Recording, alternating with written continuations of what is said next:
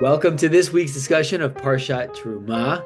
We are very fortunate to have not only just a dear friend and brother of AEPI, but a Jewish educator in the truest sense of the term, Moshe Lencer. But Moosh, I only ever know you as Moosh. Does anybody even Yeah. call you Moshe? Like, who calls you Moshe? Um, that's actually the best sign for me to know if somebody really remembers me or knows me is because anybody that actually ever met me knows me as Moosh, from my grandma through my professors, military officers, bosses.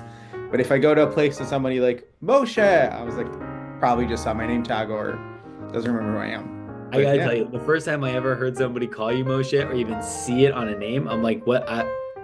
Who's that? I don't even. I thought your name. I just knew you as Moosh.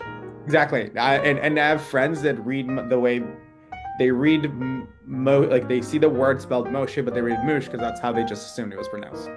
So, I love it. and I appreciate that. I recently switched jobs, and my new bosses are like, "Do I call you Moosh? Do I call you Moshe?" I was like, "I usually don't turn for Moshe, but I put it in writing because that's what all my documents say. So it's a unique way to really gauge everything." But Adam, th thank you for having me here. Well, we To go this, back. We go way, way back. yeah, What a treat to be able to do a little parsha study, a little chavruta here. yeah.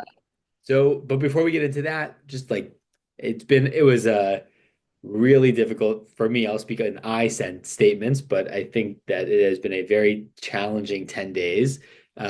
But in a lot of ways, just how are you? Where are you? Like, what's going on in your world at this moment? No, it has been. I'll say. As somebody that was born and raised in Israel and left when he was 25, a lot. My whole family, besides my wife, are still there, but also um, how small everything is at the end of the day is Israel and how everybody's connected is just crazy because um, the beauty. I went to high school with a cousin of Shiri, and I'm from the same hometown that one of the hostages were released in the living hostage release Omer Shem Tov is from. So like while I've never officially met any of these people for the past over 500 days, their names and their whole essence were in the front of my mind. I just back of my mind, and it's been a year since the last time I was in Israel, but I was there um, in February when I just got back to Herzliya. You just like Omer's face everywhere. Like the city itself was put on pause be because one of its own kids was not there, and not for any more reason the fact that it went to a party. So there was good things and there were bad things, and um, I felt like at least the communities I were in knew exactly what to expect on Thursday. The whole situation that with the body swap was not something that anybody saw, and that just made everything worse. But it was just a I personally never wanted to admit, but I knew what was going to be the answers, but we knew, but it's just, I don't even know how to say in words. I live in Ann Arbor now in Michigan, and I drive past the campus every day, and the campus has a freedom rock, like a rock of explorations. Like there's always something painted on this rock, something good, something bad, something and everything in between. For a few days now, half the rock is painted in orange and has their names and an Israeli flag. And with everything you're hearing about the University of Michigan and the student body, the fact that nobody painted over this and the fact it's still there just shows you that this is something that really went to the core of a lot of people just because they're humans. Um, Maybe there's some hope because we can at least understand each other's pain. The idea of like a whole community and a whole city being basically put on hold for a little bit. Um, it is for those of us who have been to Israel, who have family in Israel, who are from Israel. It really puts into perspective how much of a family we really are, and so I think that being able and finding ways to connect with Torah and with the Parshat Shavua, is has been a good touchstone for me in the last year and a half. So, um, Moosh, thank you for joining. So here we're jumping into Parshat Teruma. It's for me it was like reading the IKEA. Like, why couldn't we just have an IKEA manual? Like just have the pictures, let it be easy. It's like so much detail, starting out with the different types of materials that the Israelites are going to be asked to bring as a gift to Hashem, to God, and then it goes into just like intricate detail, intricate detail about every single teeny aspect of the Mishkan, of the tabernacle that was going to be used to become. And this is one of the famous lines of the parsha. And I don't want to steal your thunder if this is if you're going to talk about, but and it says, "And they shall build a place, and I will dwell among them." And this is like this the notion and the idea here from this parsha. But of all of the details, of all of the parts of this week's parsha, what speaks most to you, and what's coming through of interest that you want to share with us? Yeah, I felt in this parsha there were three things, at least for me, that really stood, and you touched on one of them, the attention to detail and excellence, right? It has to be so specific in order to be so phenomenal. It's in the details, right? As we say, God is in the details. In this case, it's exactly what's going on. The other two things is the whole idea of shared vision and collective effort, right? People are saying like, accept gifts from me and from every person whose heart so moves in, right? As soon as you take an action, you do something in it, this is your place too. Yes, this is where God dwells, but it's all of our places together because we built it. And I think the details shows of how amazing and incredible that whole thing is because when you really understand what it is and how specific everything was, you understand how back then, right, and if we think about today's technology and making things, any one of these unique details had to take weeks or maybe months to make because they had to be so specific. And the last thing is about empowerment and delegation because we there's always a debate about Moses being such a big leader, a great leader, but like this is the moment we really see this because he gives the people something to create together and to do something. And I think until that moment, it was a lot of yes, there was direction and leadership, but now there's a community and empowerment of like, how do I create something together? How do I do something for all of us? I think these three together really create the uniqueness of this parsha, but also create this is like why the tabernacle itself is so amazing. Because the attention to detail, because there's a shared vision, because everybody worked on this, because they were empowered and delegated. This was not just one person. This is all of the Israelites. This is all of Am Yisrael together created this thing that was their vision upon, and that helps them when they're moving forward. I love this is so there's been a couple of themes now about this is like an MBA class. Like basically it's an MBA class in leadership and in organizational management and like movement building. Once again, just proof positive that the Torah has true application to every aspect of our lives. I love when you're talking about with the pieces that would take weeks. I Mhm. was also drawn to the how it kept saying pure gold. It talks about pure gold, and these would be covered in pure gold. And after a certain point, I was like, oh, what's interesting to me about this is it's not alloys. Like this is not it's not bronze, right? This is not a combination, even if those other materials might be stronger because of the way in which they were combined.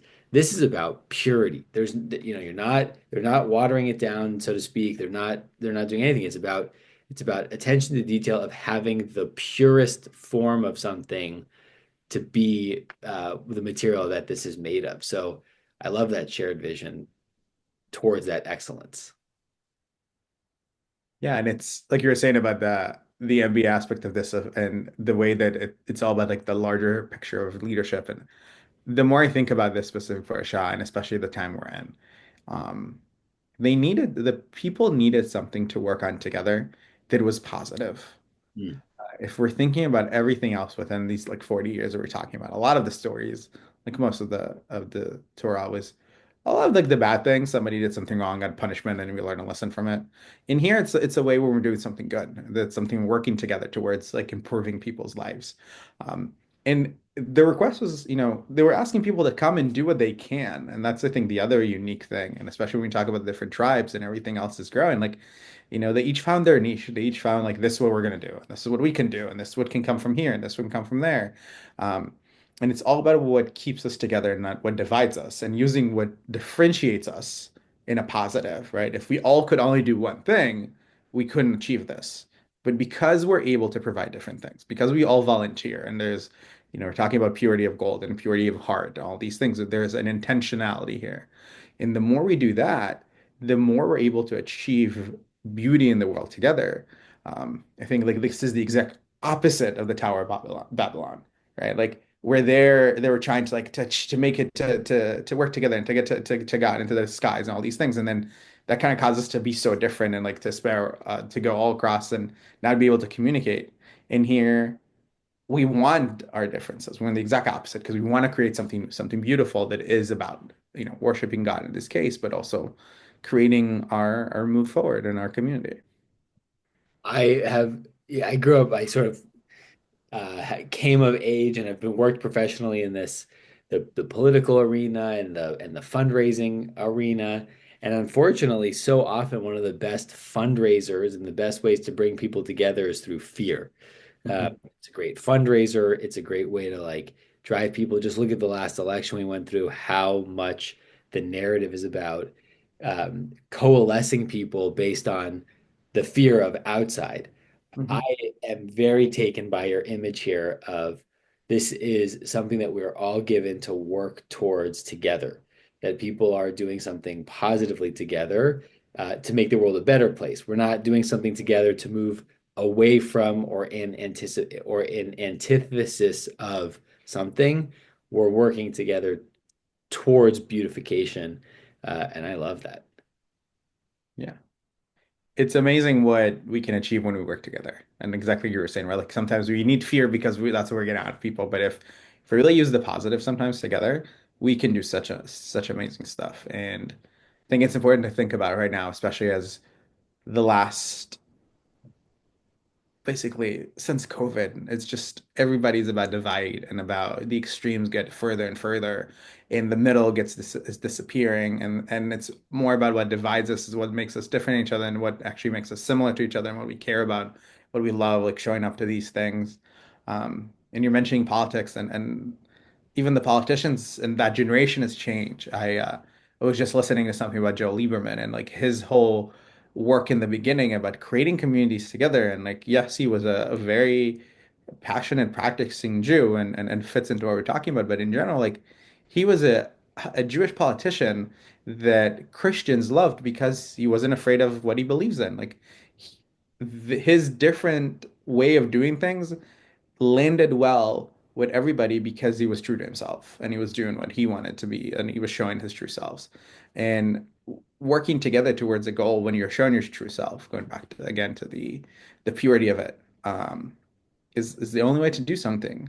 You keep thinking about the tabernacle and what it represents, and that was in order to create a place that's worthy of God to dwell, we need it to be pure. We need to be the highest of all things. But we also need it to be something that we're all working together and we want to work together. So there's all the intentionality behind it and the products and the attention to details because it has to be so perfect. But it doesn't sound like anybody had an issue with it being so perfect, right? The Well, people work. Yeah, if anything, I would say one of the things that comes to my mind as you're talking about this is that attention to detail. It's yes, we want people to bring themselves. Yes, we want them to be authentic. Yes, we want them to tap into what makes them unique. And um, it's also still there's still parameters. of Like course. Yes. it's not just like make me a mishkan, and then everybody has to interpret what that means, and they're gonna fight over what that looks like and what that means because this person wants this person wants that. It's make me a tabernacle, bring your true authentic selves, but here are the ways that you do that. And so um, I think that there's a lot of power though in, as you're saying, like working towards something, but that something is very clear. It's Yes. very tangible. It's very like laid out. And so that's also, I think, like in today's society, not always I totally appreciate and look at the like everybody's truth piece, and I don't want to get too like Mhm. jargony on this. And I think that there are absolutely values that we want to live towards, and it's okay to say that this is in bounds, that's out of bounds, and here's an example of why, and ways to learn how to be our purest, most beautiful selves. So um, Thanks for that. I don't know if there's like a wrapping thought or something else that you have in mind, but bring us Um, bring us home. Like how does this tie into your what you're thinking for this Shabbat? yeah, and especially with your last point, I think that's where I'm going to bring it home. In order for us to really achieve something, right? Like, in order to have freedom, we need to know our limitations. Unlimited freedom doesn't give, is the exact opposite. It means there's no freedom. Having a specific plan is where we can be so unique and bring ourselves. And we don't get lost in trying to figure it out. We know exactly what needs to happen. We know exactly what it's supposed to look like. And then we know exactly who's going to do what because everybody knows what they're good at. And they know, oh, I can do this piece and I can do this piece. So, like, to bring it home is that we need sometimes a very specific roadmap in order to bring out our creativity, our uniqueness, our true selves. We need the both, right? We need the yin and the yang. We need limitations in order to be freedom. On the less positive side, we need pure evil for our to the good things to show. Because it's the only time, unfortunately, we're gonna really appreciate that. And that's the thing where it is. Like we need to work together and to do all these things within the parameters to really see what we're able to do. And I think when we have the right plan, we have the right guidance and leadership, there is nothing we cannot achieve. Love it. Beautiful message to head into Shabbat with. So, Moshe Moosh Lencer, uh, thank you for your friendship. Thank you for your wisdom, and thank you for being a chavruta for this week's parsha. Thank you, Adam. Shabbat Shabbat shalom.